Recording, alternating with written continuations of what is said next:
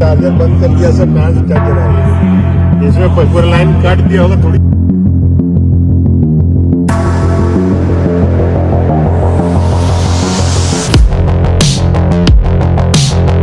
नमस्कार, आजाद सिपाही विशेष में आपका स्वागत है। मैं हूं राकेश सिंह। झारखंड की 5वीं विधानसभा के अंतिम सत्र के आखिरी 2 दिनों में सदन के भीतर और बाहर जो कुछ हुआ और हो रहा है, उससे एक बात साफ हो गई है कि अब झारखंड का सत्ता पक्ष और विपक्ष चुनावी मुकाबले में उतरने के लिए पूरी तरह तैयार है। 31 जुलाई को जिस तरह विपक्ष ने राज्य के ज्वलंत मुद्दों और सत्ता पक्ष के चुनाव पूर्व किए गए वादों पर मुख्यमंत्री के बयान की मांग को लेकर सदन के भीतर धरना दिया और बाद में मार्शलों द्वारा बाहर निकाले जाने के बाद गलियारे में रात बिताई, वह अभूतपूर्व था। यहाँ तक कि 1 अगस्त को अपने 18 विधायकों के निलंबन के बावजूद अपनी मांगों पर अड़े रहकर विपक्ष ने साफ कर दिया कि इस बार वह चुनावी मुकाबले में सत्ता पक्ष से 2-2 हाथ करने को पूरी तरह तैयार है। दूसरी तरफ सत्ता पक्ष की तरफ से मुख्यमंत्री हेमंत सोरेन ने सदन में अपना स्टैंड साफ करने के बाद जिस तरह धरना दे रहे विपक्षी विधायकों से भेंट कर उन्हें मनाने की कोशिश की, उससे भी साफ हो गया है कि सत्ता पक्ष भी चुनावी मुकाबले के लिए पूरी तरह तैयार है। इस बार का झारखंड विधानसभा चुनाव दिलचस्प होने वाला है। पिछले 5 साल में यह पहला मौका है जब सत्ता पक्ष और विपक्ष में इस तरह आमने सामने की भिड़ंत हुई है। इस पूरे घटनाक्रम की सबसे अच्छी बात यह रही कि आंदोलनरत विधायकों ने मर्यादाओं का पालन किया और लोकतांत्रिक तरीके से ही अपनी अपनी बात रखी। झारखंड के इतिहास में यह घटनाक्रम पहली बार हुआ है, लेकिन राजनीतिक नजरिए से इसका दूरगामी परिणाम निकलेगा। क्या है विधानसभा में हुए घटनाक्रम का सियासी संदेश, बता रहे हैं आजाद सिपाही के विशेष संवाददाता राकेश सिंह।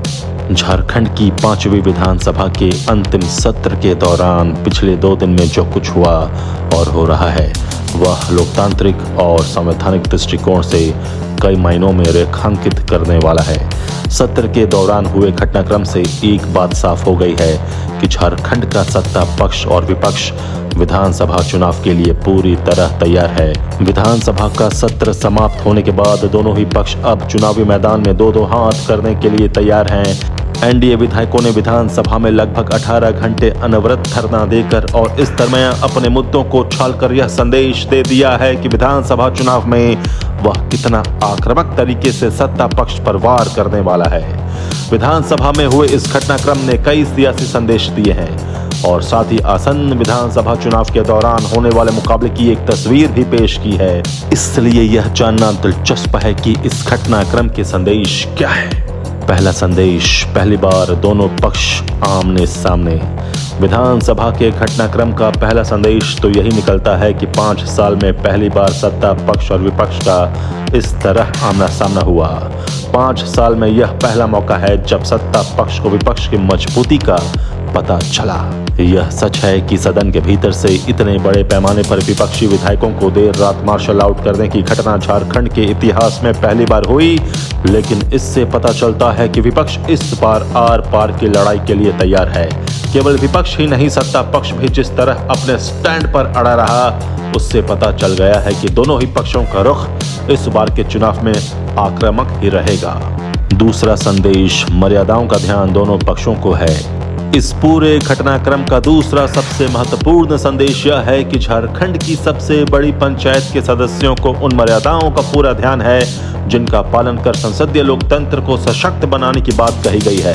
यह बहुत बड़ी बात है कि इतने तनावपूर्ण माहौल में भी सदन के भीतर और बाहर किसी भी पक्ष ने मर्यादाओं की सीमा को लांघने की कोशिश नहीं की। 31 जुलाई को जब विपक्षी सदस्य कार्यवाही स्थगित होने के बाद भी सदन के वेल में धरना पर बैठे रहे, तब सदन के नेता मुख्यमंत्री हेमंत सोरेन ने खुद उनसे मिलने और बात करने पहुंचे। यह अलग बात है कि उससे मामला नहीं सुलझा, लेकिन सत्ता पक्ष का यह व्यवहार साबित करता है कि वह आंदोलन के लोकतांत्रिक अधिकारों का सम्मान करता है। देर रात विपक्षी विधायकों को मार्शलों द्वारा टांग कर बाहर निकाले जाने के बावजूद भाजपा विधायकों ने विधानसभा फर्श पर सोकर भी कहीं कोई हंगामा या अप्रिय स्थिति पैदा नहीं की।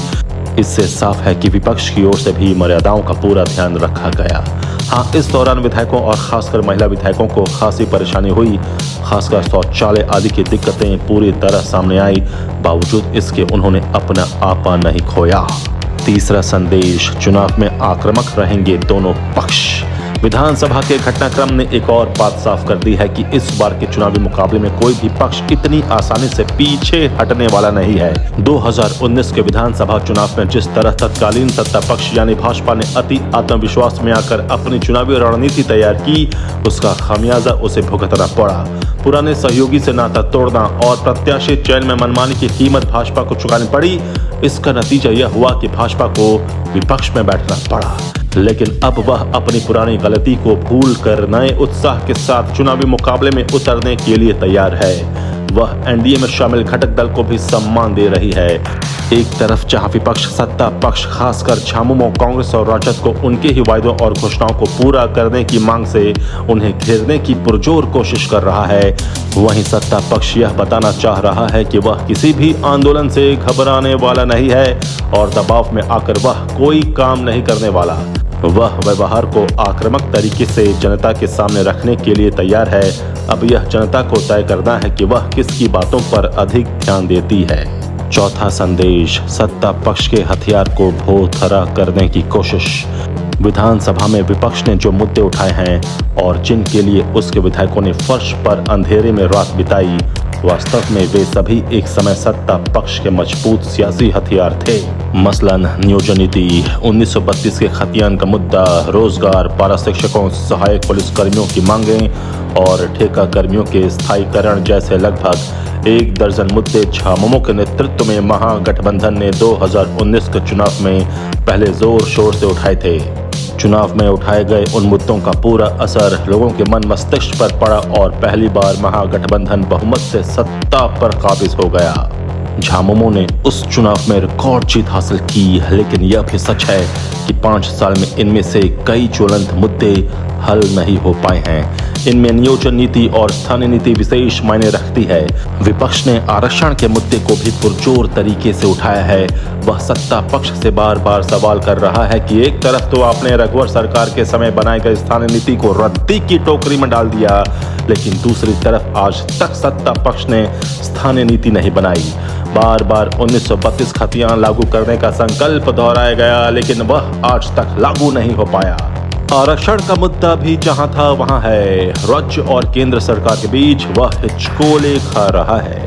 पिछली नियोजन नीति के आधार पर ही नियुक्तियां हो रही हैं। बीच बीच में सत्ता पक्ष की तरफ से इस तरफ कदम बढ़ाने का संकेत जरूर दिया गया, लेकिन समस्याएं जस की तस बनी हुई हैं, जिसे विपक्ष ने चुनावी समय में अपना खास हथियार बना दिया है। अब यही मुद्दे विपक्षी भाजपा और आजसू की तरफ से उठाए जा रहे हैं और सत्ता पक्ष को घेरा जा रहा है, तो साफ है कि इसका सियासी लाभ तो विपक्ष को ही मिलेगा। 5वां संदेश, अब केवल वादा करने से नहीं चलेगा। विधानसभा के घटनाक्रम का 5वां संदेश यही है कि अब चुनाव से पहले किए गए वादों का कोई मोल नहीं है। यदि किसी वादे पर किसी को जनता का समर्थन मिलता है तो फिर चुनाव जीतने के बाद उस वादे को पूरा करने की दिशा में गंभीर प्रयास भी करना होगा। दूसरे शब्दों में कहा जाए तो अब चुनावी मैदान में केवल मुद्दा उठाने से काम नहीं चलने वाला है, उसे समाधान तक पहुंचाने की जिम्मेदारी भी राजनीतिक दलों की होगी। यदि ऐसा नहीं हुआ तो फिर इस तरह के घटनाक्रम अक्सर देखने को मिलेंगे। 6वां संदेश, दोनों पक्षों में से कोई भी कमजोर नहीं। इस घटनाक्रम ने यह भी साफ कर दिया है कि चाहे झारखंड का सत्ता पक्ष हो या विपक्ष, किसी को कमजोर आंकने की गलती नहीं की जानी चाहिए। भाजपा ने जिस तरह अपने सहयोगियों के साथ मिलकर इस तरह के आंदोलन की रणनीति तैयार की, उससे झारखंड की सत्ता दोबारा हासिल करने की उसकी गंभीरता का पता तो चलता ही है। साथ ही उसने बता दिया कि सत्ता से बाहर रहने के बावजूद उसकी ताकत कम नहीं हुई है। उधर सत्ता पक्ष की तरफ से भी साफ कर दिया गया है कि वह किसी भी कीमत पर किसी के दबाव में पीछे हटने को तैयार नहीं है। सत्ता में होने के बावजूद उसकी आक्रामकता में कोई कमी नहीं आई है। उसे कमजोर आंकना बड़ी भूल होगी। आजाद सिपाही के विशेष में अभी इतना ही। आप हमारे इस YouTube चैनल को जरूर सब्सक्राइब करें और भी अधिक खबरों के लिए पढ़ते रहिए अपना लोकप्रिय दैनिक अखबार आजाद सिपाही। धन्यवाद।